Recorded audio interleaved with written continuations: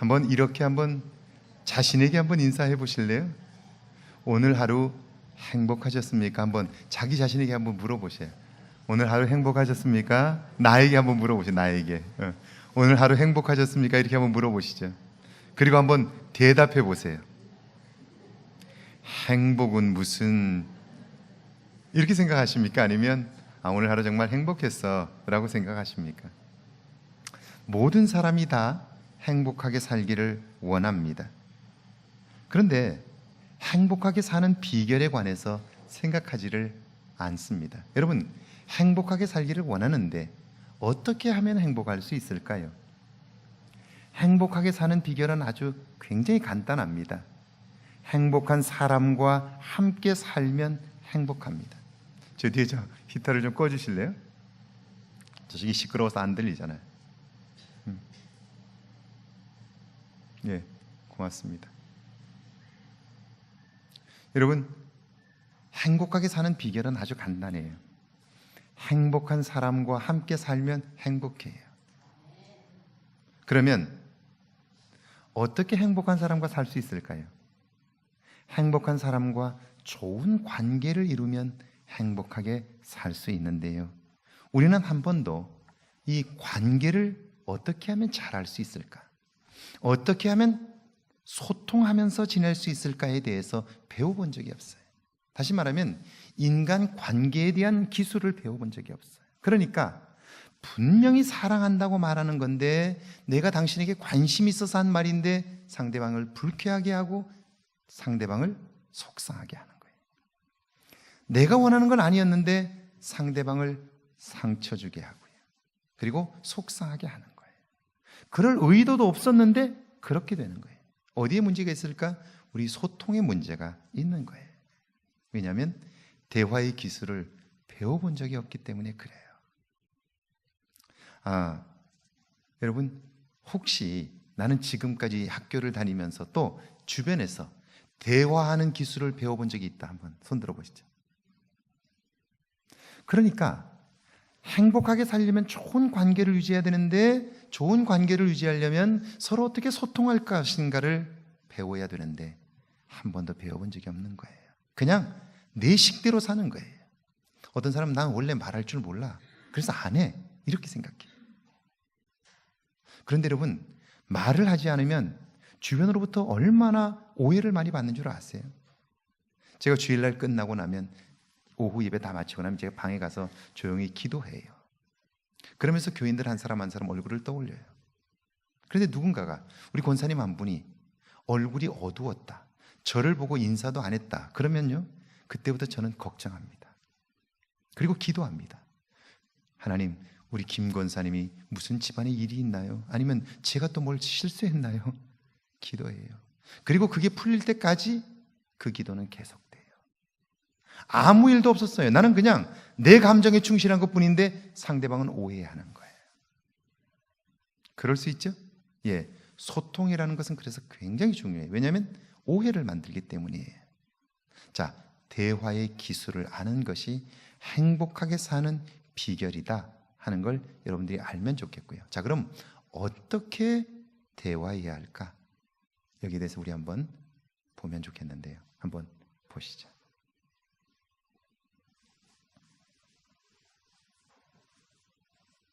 지금 무슨 말이냐? 길들여주면 고마워하지 않는 게 사람의 마음이라는 거죠. 네. 네. 자, 아무리 자기의 그 배우자가 예쁘고 잘생기고 돈이 많아도 처음에는 고마워하죠. 네. 인기도 처음에는 좋죠. 그렇죠. 근데 계속 있으면 그렇게 고마워하지 않습니다. 즉, 처음에는 예쁜 사람들이, 잘생긴 사람들이, 돈이 많은 사람들이 그게 사람들에게 되게 호감을 주고 소통에 되게 좋은 요소지만 특별히 부부라든지 아니면 이렇게 부모 자식은 함께 오래 살다 보면 그런 조건들을 조금 더 잊혀져 가고 다른 요소가 나타나더라는 겁니다. 그 핵심 기술을 소개하려고 하는 거죠. 야, 이거 이제 핵심 받아 적어야 돼, 받아 적어야 돼. 네. 그 핵심 기술이 뭐냐면 네. 말을 예쁘게 하는 게 아니고요. 네. 네. 벌써 얘기를 해버렸네요. 아, 진짜.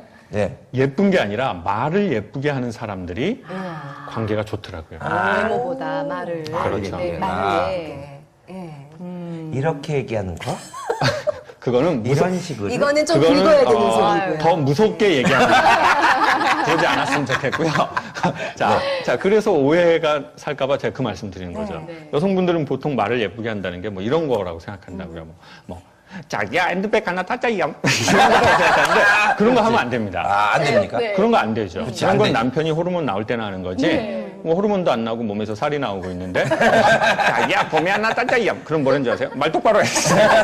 말 똑바로 해. 세상으로 그렇게. 그렇지. 아우 나오시래 그러면서. 좀 들어봤는데. 많이 들어봤나? 그렇죠. 이런 그런 거 이제 싫어하는 거죠.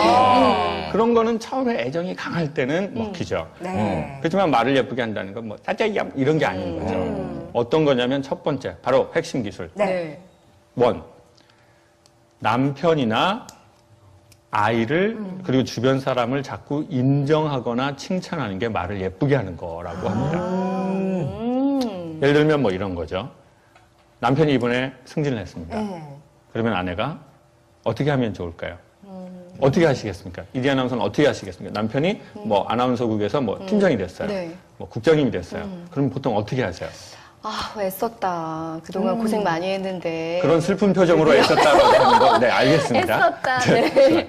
우리 정직철 씨는 아내가 뭔가 좋은 일이 있었어요. 그럼 보통 어떻게 하세요? 정말 대단하군. 잘했어.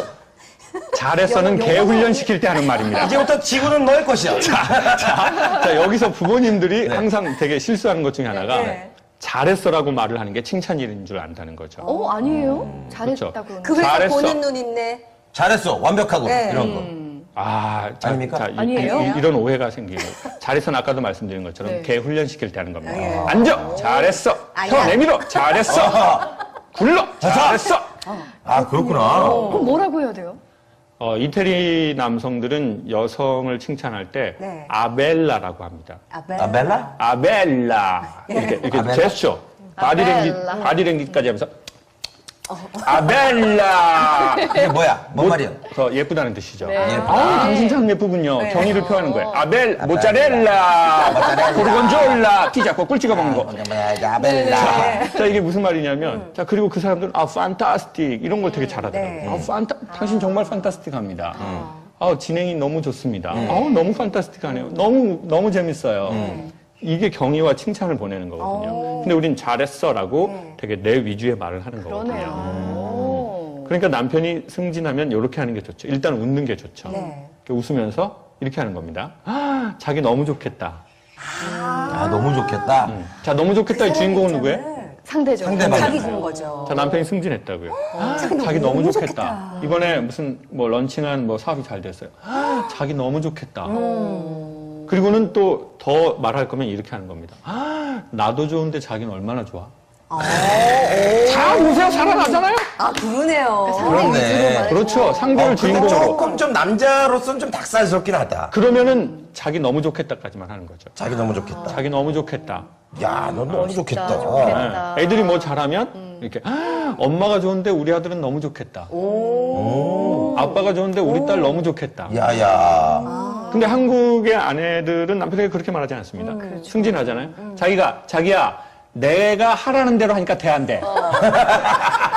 아니, 내 눈 똑바로 쳐다보고 그렇지, 얘기해. 그렇지. 와이프 잘 만난 줄 알아. 그렇지. 그거 나 많이 들었어. 그거 많이 들었다. 내가 오기 전에 이 집은 그지 같았어. 나 그런 말 많이 들었어. 당신 아무것도 아니었었어. 그렇지. 그때 아무것도 없었을 때 내 말대로 하니까 되냐고 안 되냐고. 여보. 우리 마누라 같아. 내가 죽으라 그러면 죽어. 살아나라 그러면 살아나. 살아났다, 지금. 자, 야. 이런 식으로 말하는 사람이 많죠. 그렇네. 그렇네요. 아이들이 40점 받다 90점 받으면 엄마가 즐거워하면서 우리 아들 90점 받았니? 엄마가 좋은데 우리 아들은 너무 좋겠다야. 그러니까 리액션을 해주되 상대가 주인공이 될 수 그렇죠. 있게 해줘라. 그러네요. 근데 한국 어머니들은 또 많은 부분이 그렇게 못하고 있거든요. 그렇죠. 40점 받다 90점 받아보세요. 조금만 더 해, 바로 100점이야. 다 왔어. 다 왔어, 너 이제. 왔어. 네. 다 왔어. 이제 조금만 보여, 되면 보여, 보여. 고지가 보여. 그리고 할 수 있는 애였잖아. 100점 받아오잖아요. 방심하지 마. 엄마 성격 알아면 엄마는 똑바로 쳐다보고 얘기해. 그러니까. 엄마 항상 말할 때는. 열심히 하겠습니다. 우리 이동건님이 남편이 네. 제일 싫어하는 말이 명령어더라고요. 맞아, 그렇죠. 맞아. 요즘 예. 군대도 명령하지 말라고 네. 말하고 있습니다. 네. 같은 병들끼리는 명령하지 마라. 그리고 단아까 이런 거 이제 쓰지 마라. 네네네. 요자 써라 이러고 있습니다. 예. 그리고 어린이집 유치원도 이제 바뀌었어요. 하지 마! 이런 거 어머니들 하지 않았으면 좋겠습니다라고 가정통신문 보냅니다. 그래요. 근데 한국의 어머니들이 많이 하지 마! 이 방울배. 이런 방울배 엄마들이 있단 말이야. 아, 그렇지. 아유, 미세먼지도 많은데 그렇게 빨아들여. 방울뱀에서요 레이저가 나와요. 땅굴한테 잡혀야죠. 땅굴에게 잡혀야 됩니다. 그리고는 이렇게 말해요. 네. 그러지 않아요. 이렇게 말해달래요. 그러지 않아요? 그러지 않아요. 그러지 않아요. 애들이 뭐 하려고 그러면 하지 마. 이런 게 아니라 그러지 않아요. 그러지 않아요? 그러지 않았으면 좋겠다. 아빠는 좀 우리 딸이 그러지 않았으면 좋겠어. 그러지 마세요도 아니고 그러지 그렇죠. 않아요? 네. 그러지 않아요. 그러지 않아요. 그렇게 안 해요. 그렇죠. 그러지 않아요. 남편에게도 여보 집에 안 들어오지 않아요. 여보 술 먹지 않아요. 심었잖아요. 전화 안 받지 않아요. 네. 가끔씩 들어와요. 자, 그러니까 이 언어에서 근데 언어가 왜 중요하냐면 네. 뇌의 중추가 몇 개가 있는데 네. 중심 중추가 언어 중추래요. 그래서 인간은 어떤 말을 듣고 어떤 말을 하느냐가 인간 삶에 어마어마한 영향을 미친대요. 네. 그러니까 이제 어렸을 적부터 부모님이 근데 얼굴 표정도 언어거든요. 네. 그렇죠. 그렇죠. 네. 근데 이제 그 얼굴 표정 기운도 언어거든요. 그렇죠. 그러니까 이제 말을 예쁘게 하는 사람들인 거죠. 근데 말을 예쁘게 한다는 게 아까 말하는 것처럼 뭐 그래 짱 막 이런 게 아니라 네. 말을 예쁘게 한다는 건 구체적 기술이 있거든요. 웬만하면 칭찬을 하는 거죠. 네. 그리고 그 사람 위주로 칭찬을 하는 거죠. 그리고 가장 좋은 칭찬은 성과를 칭찬하는 게 아니라 네. 아이의 존재나 남편의 존재를 칭찬하는 거래요. 당신이 있어서 너무 좋다. 여보, 당신 뭐 요즘 인기 없다고 나 그런 얘기 하지 마. 난 당신이 있어서 그냥 너무 좋은 거야. 당신이 뭐 잘 나가든 뭐 못 나가든 당신이 이대를 나왔든 똥배를 나왔든 나는 그냥 당신의 존재가 좋은 거야. 이 느낌을 줄 때 인간이 기운이 올라가는 거죠. 네. 그렇죠. 제가 보기에 사업도 인생도 지식으로 하는 것 같지만 기운으로 뭔가 하다가 아 이건 아니구나라는 걸 아는 것이 지식이 되는 거지 책에서 배운 게 뭐 완벽한 지식은 아닌 것 같아요. 그렇죠. 근데 그 기운이 꺾이면 배우자나 아이들은 끝나는 거죠. 네. 지금 전국의 방울뱀 엄마들이 방울뱀 엄마 반성합니다. 맞아요. 네, 방울뱀 엄마 반성합니다. 네. 네. 이거 네. 땅콩들이 잡아가야죠. 그러게요. 아니 우리가 연애를 할 때도 그 사람 왜 좋아? 그러면은 글쎄 그냥 뭐 그 사람이라서 좋아 이런 건데 네. 그 존재 자체를 귀하게 여겨주는 그 마음이 참 예쁜 거죠. 아니, 그 진짜로 무엇보다도 성과를 칭찬하는 것이 아니라 네. 그 사람의 존재를 칭찬하라는 그렇죠. 거. 굉장히 멋있. 그 사람 그런 말인 것 입장에서. 같아요. 아이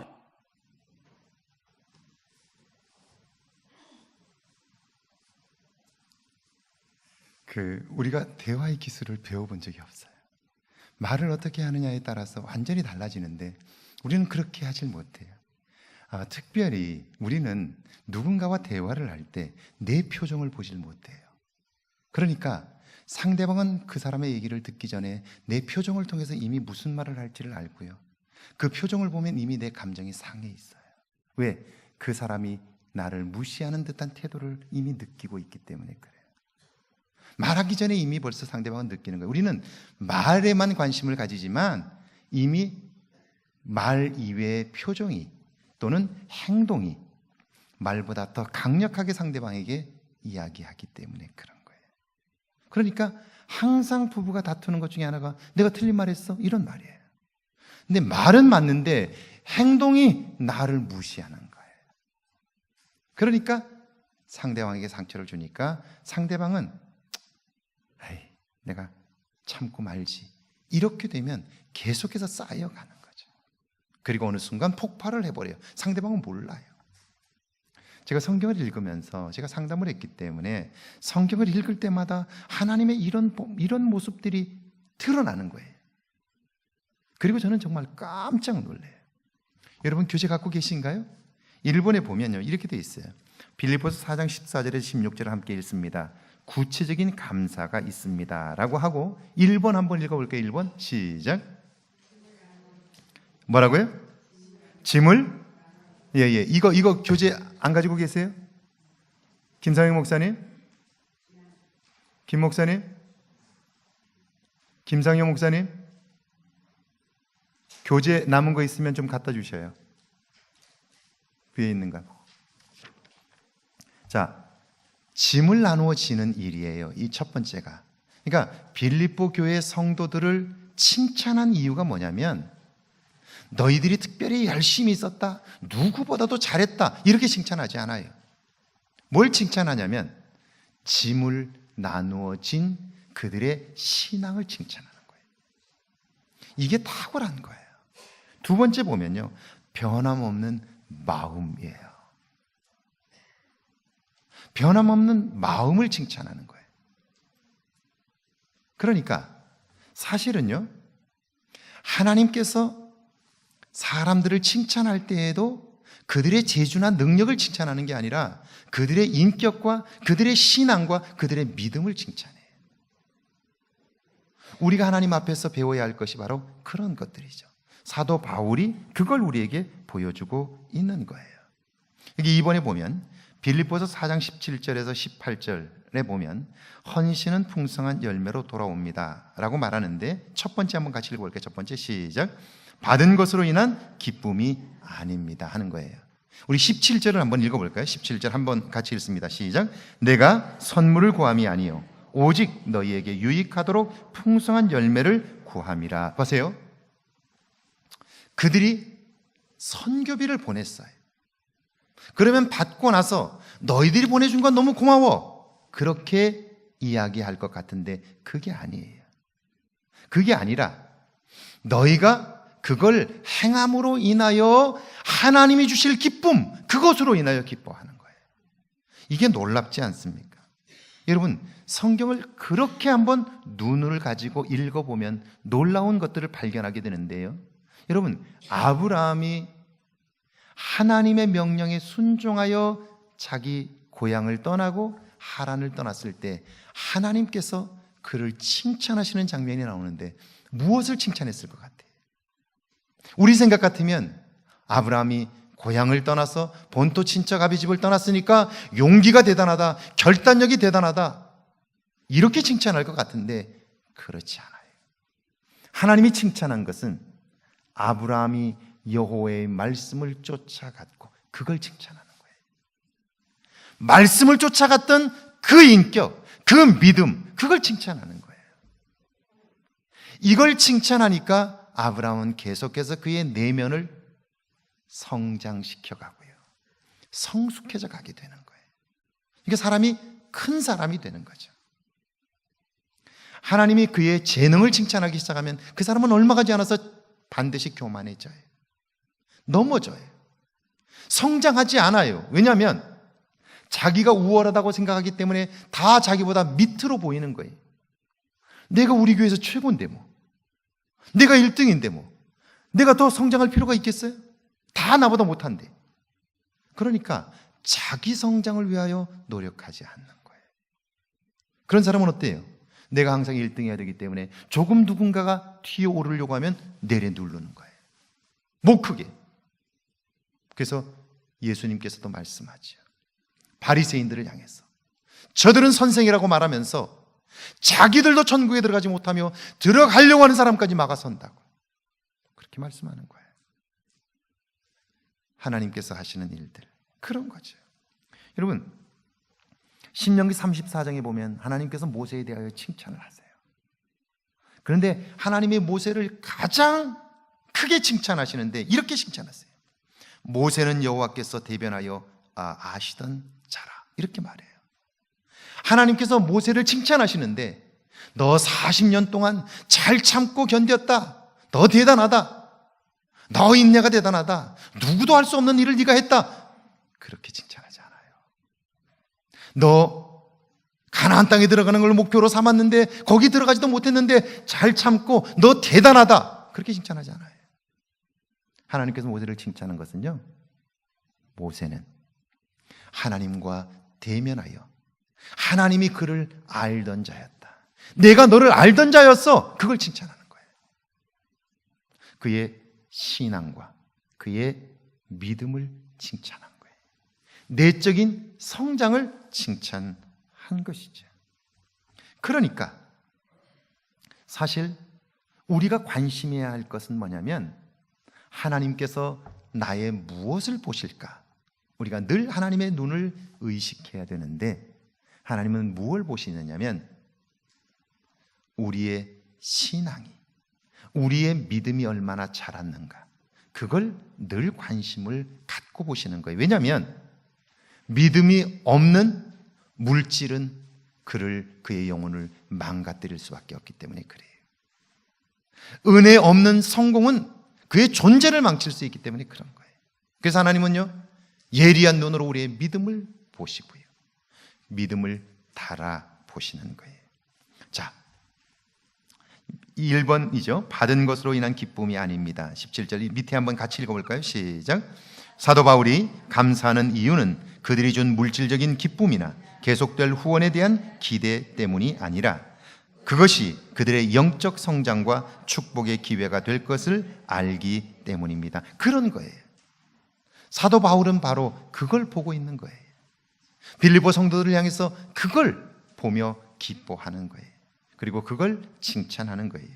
2번이지요. 그들이 드린 물질은 더 이상 물질이 아니라 향기로운 제물이며 너희들의 그 헌신과 수고는 다른 것이 아니라 하나님의 기쁨이다. 18절 한번 같이 읽어볼게요. 18절 함께 읽습니다. 시작. 내게는 모든 것이 있고 또 풍부한지라 에바브로디더 편에 너희가 준 것을 받음으로 내가 풍족하니 이는 받으실 만한 향기로운 제물이요 하나님을 기쁘시게 한 것이라. 보세요. 밑에 한번 같이 읽어볼까요? 시작. 사도 바울의 복음 사역을 돕는 일은 그 자체가 생명을 살리는 일이며 그러므로 하나님께 기쁨이 되며 향기로운 제물이 되는 것입니다. 그들이 드린 물질은 더 이상 돈이 아니라 하나님의 사역에 함께 쓰임받는 것이며 하나님의 기쁨이 되는 것이다. 그걸 이야기해주고 있는 거예요. 그러니까 어때요? 그들이 선교비를 보내면서 이것은 돈이 아니라 너희의 사랑이요, 그러기에 하나님이 받으실 만한 제물이며 하나님이 기뻐하시는 것이다, 이걸 알려주게 되니까요, 그 기쁨을 맛보았던 빌립보 성도들은요, 하나님이 기뻐하시는 그 일을 위하여 더욱더 헌신하게 되고요, 헌신한 빈자리를 채우시는 하나님을 경험하게 되는 거예요. 제가 요즘 느끼는 것 중에 하나가 오늘날 교회 안에 진실로 하나님을 사랑하여 헌신하는 사람들이 많지 않다는 생각이 들어요. 왜 그런 생각을 하느냐면 전에 제가 어린 시절을 놓고 보면 은혜 받은 분들이 하나님께 받은 은혜가 너무 커서 무언가를 좀 갚아보려고 몸부림을 하는데요, 받은 은혜는 큰데 드릴 게 별로 없어서요.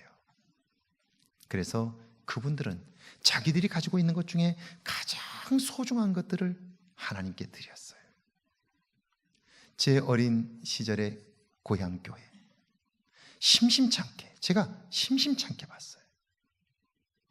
얼마 건너지 않아서 교인들이 헌금을 하는데 가난하니까 돈은 없으니까요, 반지를 빼서 봉투에 넣어서 거기에 장문의 감사의 글을 써서 헌물을 드렸던 경험들이 얼마나 많은지 몰라요.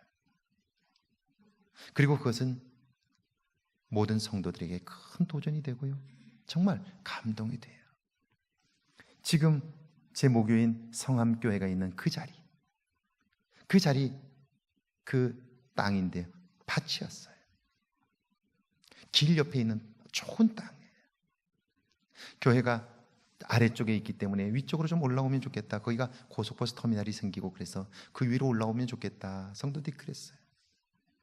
그런데 어느 날 그 땅을 누군가가 교회에 바친 거예요. 그런데 교회의 땅을 바친 것보다 더 감동적인 것은 그분이 그 봉투 위에 썼던 글이었어요.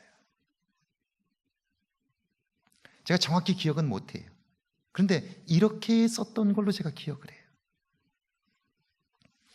하나님께 받은 은혜가 너무 커서 나를 다 드리고 싶은데 다 드릴 수 없어 이것밖에 못 드린다고 그러면서 그걸 바친 거예요.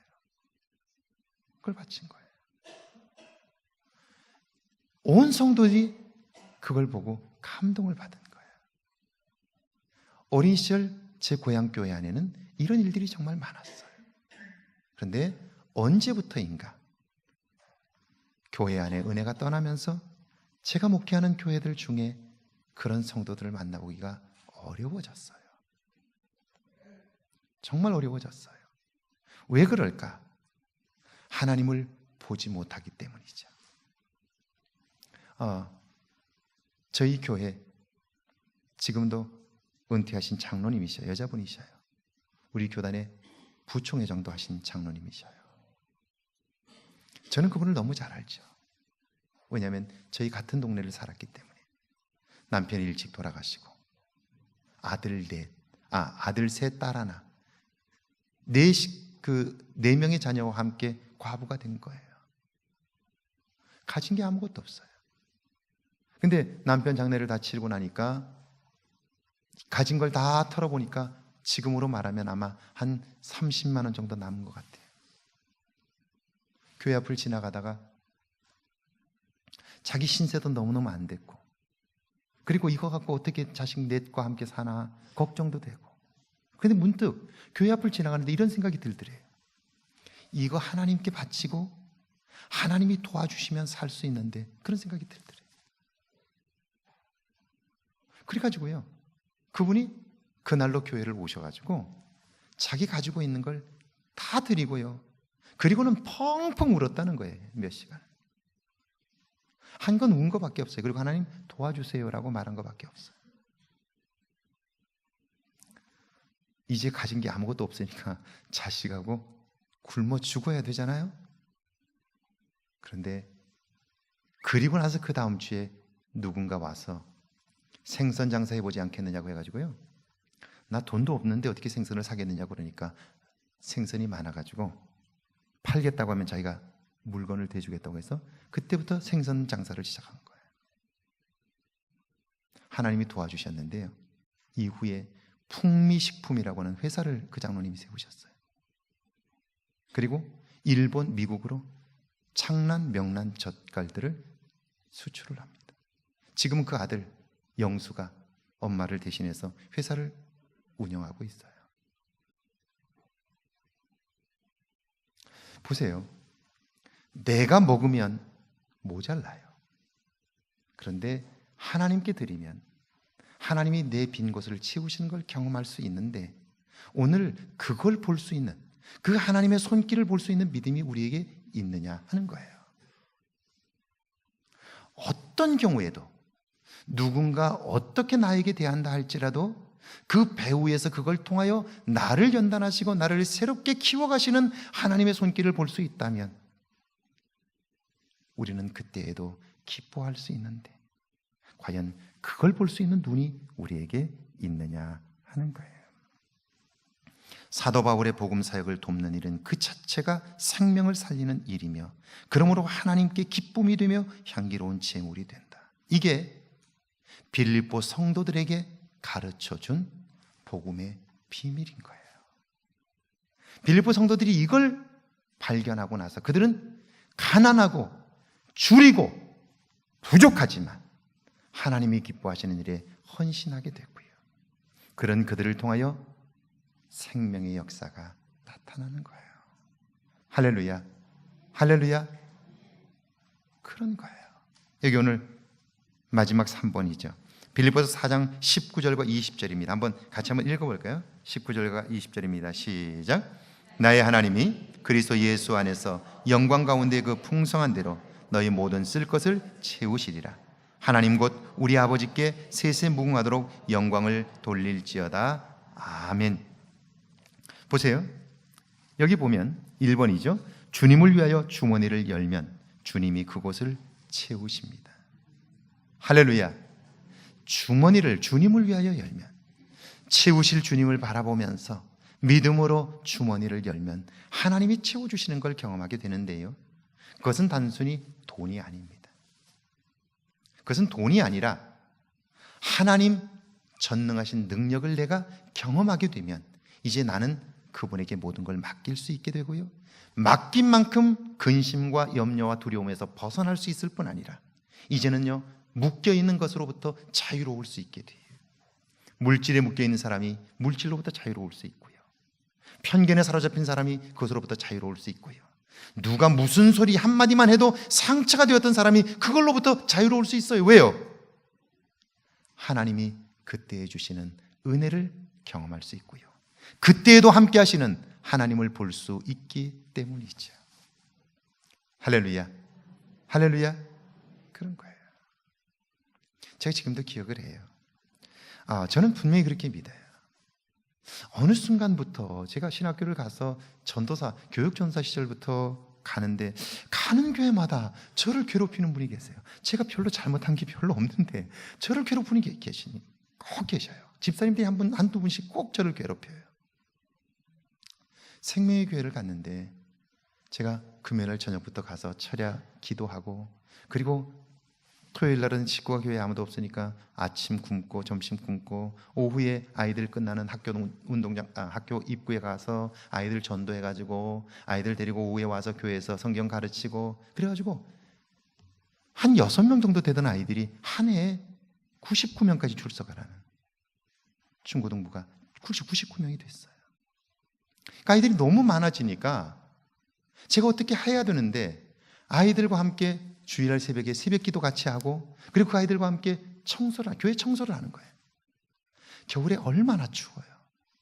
바닥 청소하고 물걸레 본당의 의자들을 다 닦고 유리창 다 닦고 아이들하고 복도 다 닦고 그 청소하는 거예요. 그리고 이제 급하게 9시 예배가 있는데 교회당이 커가지고 너무 추운 거예요.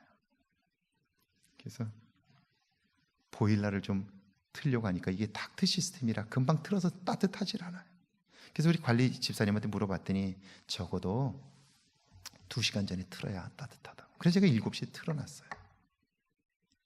그랬더니 우리 전사님이 한 분 계셨는데, 여자 전사님인데 나이가 많으신 분이세요.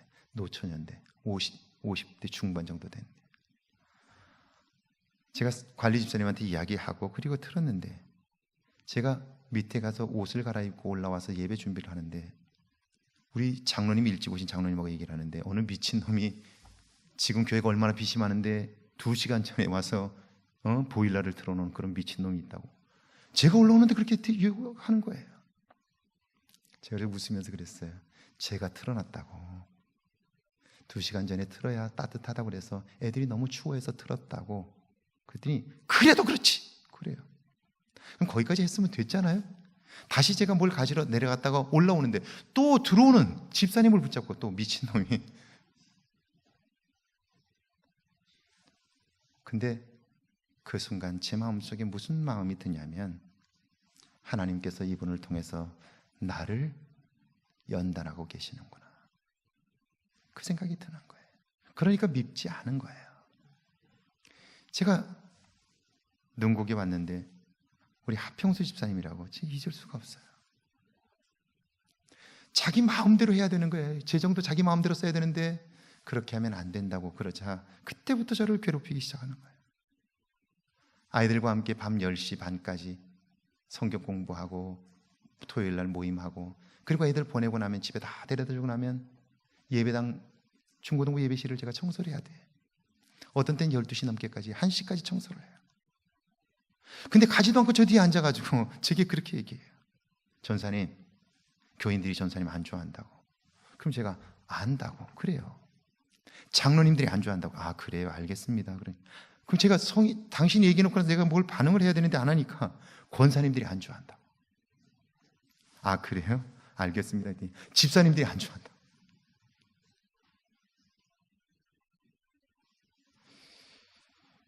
참 견디기 힘들지만, 그런데 그때 뭘 생각하냐면요, 하나님께서 이분을 통해서 나의 모난 부분을 깎아내고 계시는구나. 할렐루야. 그러니까 하평수 집사님이 밉지 않은 거예요. 입지 않은 거예요. 제가 그분을 미우면 어떻게 거기서 목회하겠어요? 자, 그걸 볼 수 있는 눈이 있느냐 하는 거예요. 자, 우리 밑에 한번 읽어볼까요? 밑에 한번 같이 읽습니다. 시작.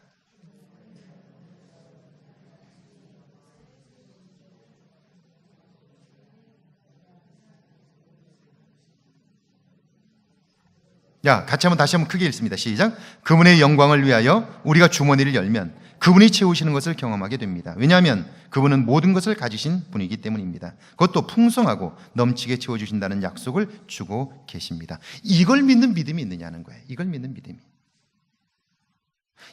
여러분은 다윗이 뭐가 대단하다고 생각하십니까? 제가 미국에서 보니까 아들을 낳으면 엄마 아빠들은 제일 먼저 영어식 이름을 쓰고 싶어하는 이름이 뭐냐면 데이빗이에요. 다윗이에요. 다윗이라는 이름을 쓰고 싶어해요. 첫 번째입니다. 그럼 제가 꼭 물어봐요. 언제적 다윗입니까? 자, 엄마 아빠들은 화려하고 멋진 통치를 하는 다윗만 생각해요.